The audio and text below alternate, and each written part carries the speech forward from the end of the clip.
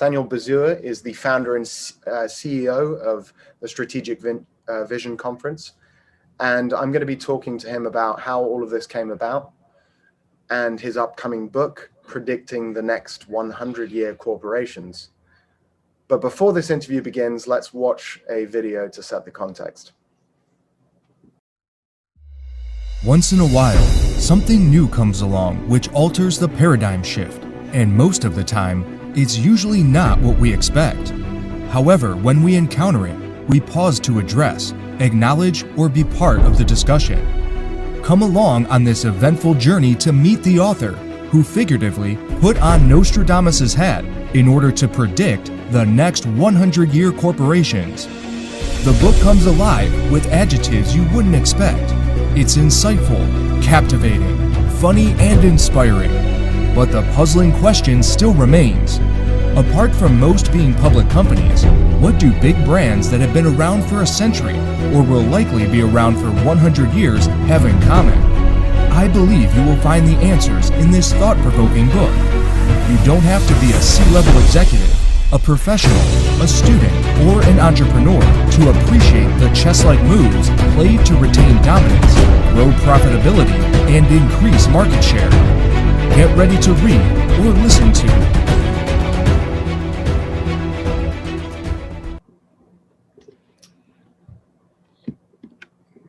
Great. Well, we are back, and it's a real pleasure to be here. Thank you, Sam, for putting on this.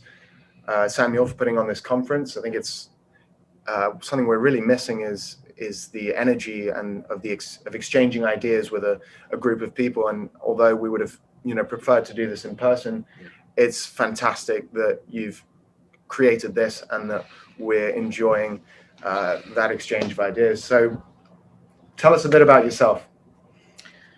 I started off in banking several years ago, and I went from retail banking operations to digital marketing, as well as digital strategy.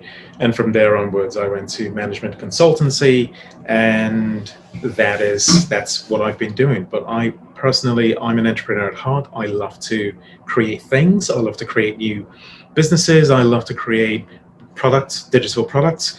And I just like the process of creation and doing things from scratch. Awesome.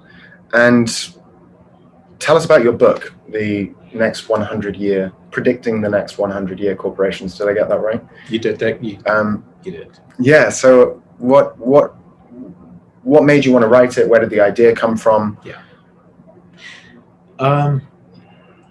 15 years ago, I was speaking with a friend. I remember exactly where I was and how this actually came to be.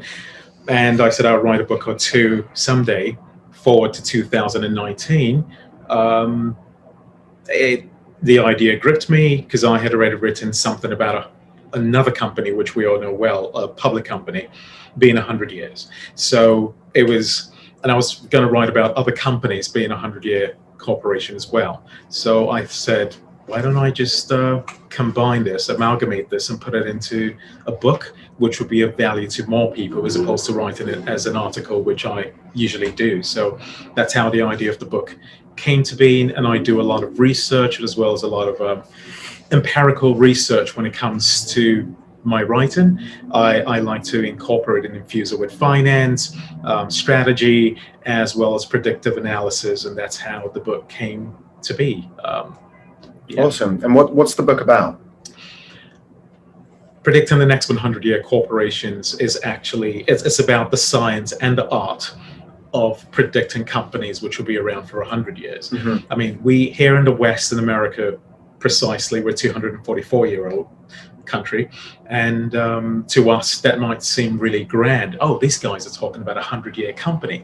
100-year company is actually a toy story when it comes to companies that have been around for 1,000 years. Some companies have been around for 800 years and 700 years. So if we go to Japan, you would see a lot of companies that have been around for that long. If you go to Europe, you see a lot of companies that have been around for 500 years, and some of them are still in existence today. But over here in America, we focus on the quarter, what are my earnings, what is the profitability, how well am I doing? So that is a disincentive. That doesn't allow for CEOs to manage a company well enough into the future by, conceptualizing strategies which will make them really successful.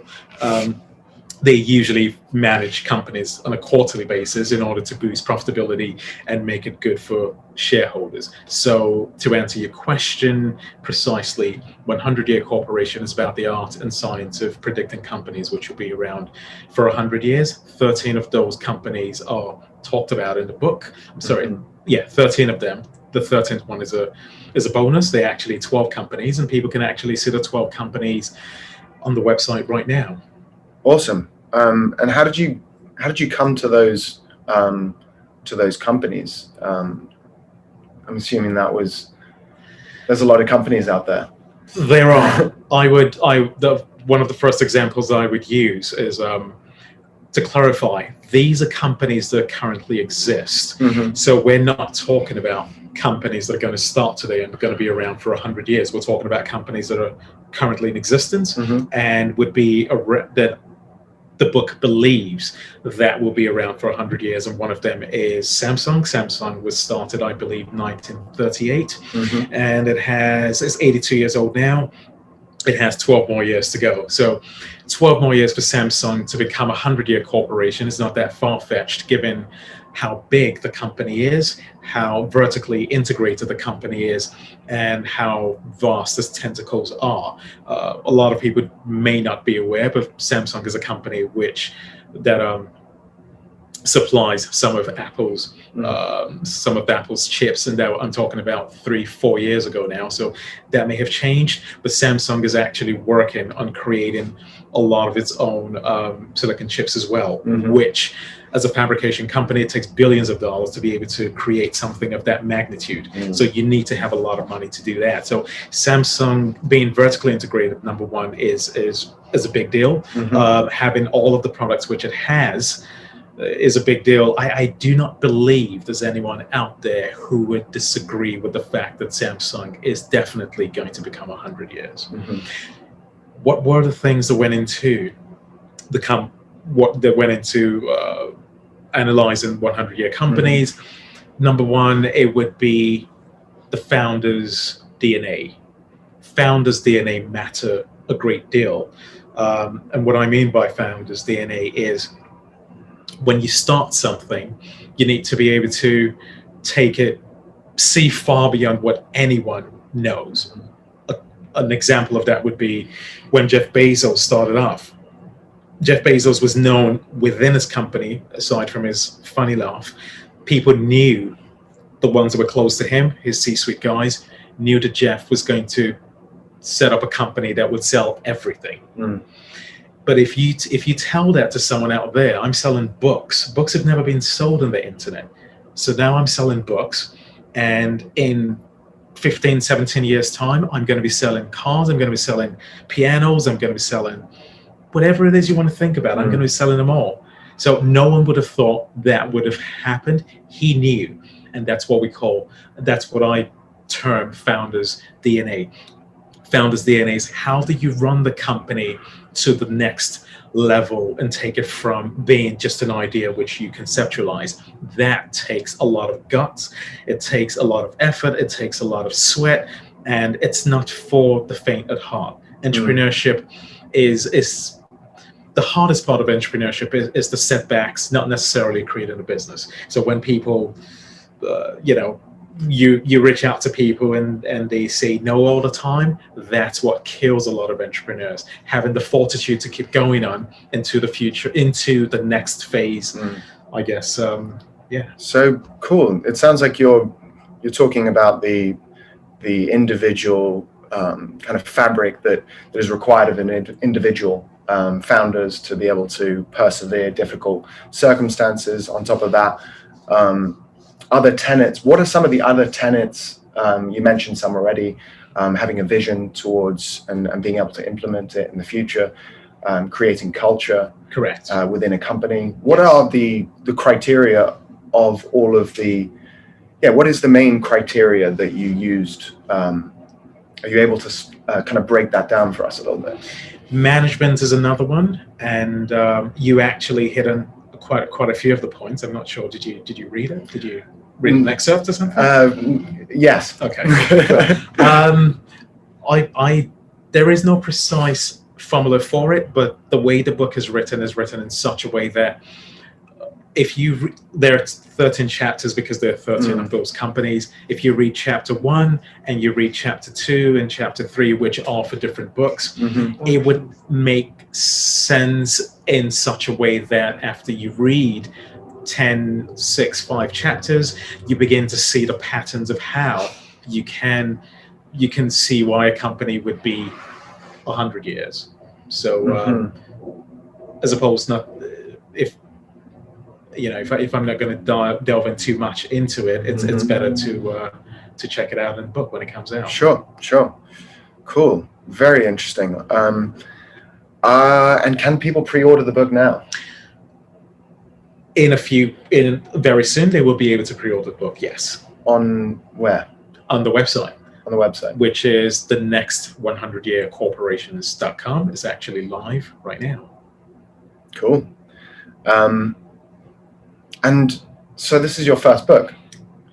Yes. You, I see that you enjoy writing on LinkedIn, here and there a few articles. Yeah. But yeah, what's your relationship with writing, and how did you take on such an enormous task? I mean, my dad just finished writing a book, and I was during quarantine with him most of the time. I didn't speak to him for basically 6 months. So it's an immense undertaking. And how did you manage that process of just kind of getting it done? It's still in the works, but I had to leave it alone for a little while and work in SBC because that takes a lot as well. Writing is a solo endeavor as opposed to building a company or a brand. It takes a lot from you, and I love the fact that I'm able to do my research. And I've been doing this for about, I would say, professionally 7 years, but I've been writing for a lot longer. And I decided, when I said 15 years ago I was going to write a book or two, why not now? Cool. That's some of that. Make steps ahead. The attitude of just taking steps to do what you envision. That's awesome. And so, were there people that you interviewed in the book? Who are some of the most who did you enjoy speaking to, and who helped you along the process of writing 100-Year Corporations? A lot of research from media companies such as Bloomberg, CNBC, a lot of all the Bloomberg Financial Times and Ports and Quants, and a lot of other. I watch a lot of Bloomberg West, so shout out to Bloomberg West. So I get a lot of information from there, and then I go to other sites and verify what I get from there. So you've been surfing the web and reading some of the most some of those publications that you mentioned. Cool. And let's talk about SVC a little more. Okay. Did you know that online conferences would be a thing in 2020? Because it seems that you're a pioneer now in digitizing what has been known as something that we do in person, these large-scale events, bringing together so many different people. How did you manage to do it? First of all, I know that you said you haven't been sleeping much. That's no surprise, but tell us a bit about what goes into. Full disclosure, I haven't slept in the last 34 hours. But wow. Well, you look good. Thank you much. I try. Grace to God, right? It's been an endeavor of epic proportions. It's a lot of work. It's a lot of work, and bringing over 30 people together, 30 executives from different fields, different industries. It's a blessing, and I'm grateful that we're able to do this. Thanks to individuals like you, thanks to individuals like our tech guys who are behind us right now, doing a wonderful job for us, and everyone else out there who helped in the process. Robin from Leighton, and some of my guys at home, Doopy out there. A lot of people really helped, and it wasn't easy, but we made it. So we're thankful that we. Oh yeah, we made it. Yeah, we did. Thank you. Well, no, I didn't know that online conferences would be a big thing in 2020. Serendipitously, it just happened. Awesome. And I suppose after this, after sort of pulling this together, what lies next? I guess we shall see. A nap first. I think so. In the short term. Yeah, that would be nice. That would be that'd be great. That'd be helpful. But you're still currently working as well, aside from SVC. Yes, I have other projects that I'm working on. Mm-hmm. Correct. Cool. Not to be divulged right now, but once it happens, we'll put it out there. You heard it.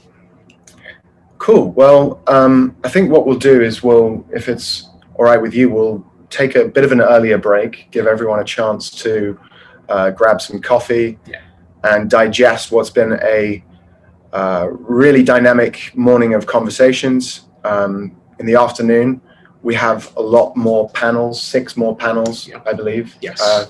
6 more panels. And we look forward to the future of work and career management, because we know what's going on out there in terms of millions of people. We know what's going out there in terms of jobs. Yeah, most definitely. I'm sure a lot of people will be looking to get some tips on how to manage this very volatile work environment. And so with that, we'll leave you guys.